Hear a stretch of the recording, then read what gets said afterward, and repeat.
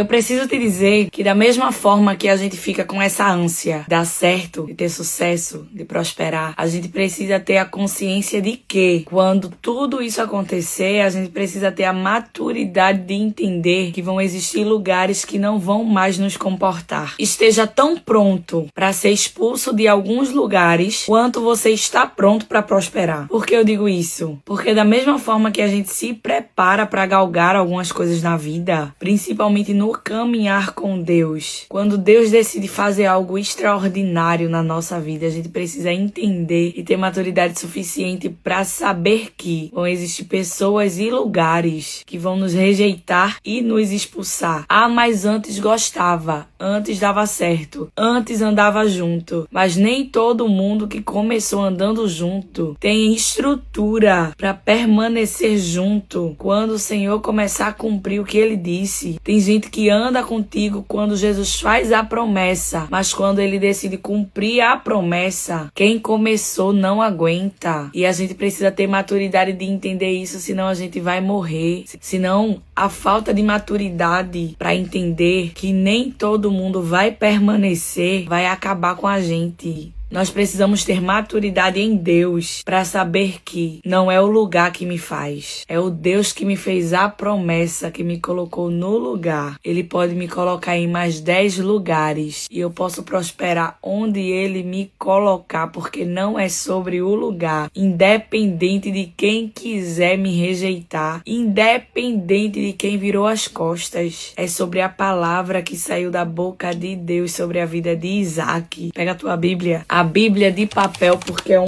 privilégio que nós temos. Mais um da série Esmagados, porque o caminhar com Deus é isso. Nós passamos por todas as provações junto com Abraão, agora a gente está em outro cenário com Isaac. O cenário de Isaac já é o cenário onde Jesus está cumprindo promessas, está fazendo prosperar, está fazendo brotar, está fazendo crescer. Mas o esmagar de Deus na vida de Isaac é sobre maturidade nesse capítulo. É sobre ele saber que a prosperidade de Deus na vida dele está incomodando quem antes fez aliança com ele. Abimeleque, lá no versículo 11, disse assim: quem tocar neste homem ou em sua mulher será executado. Abimeleque defendeu ele, protegeu ele, mas quando viu ele prosperando, no versículo 16, disse assim: vá para outro lugar.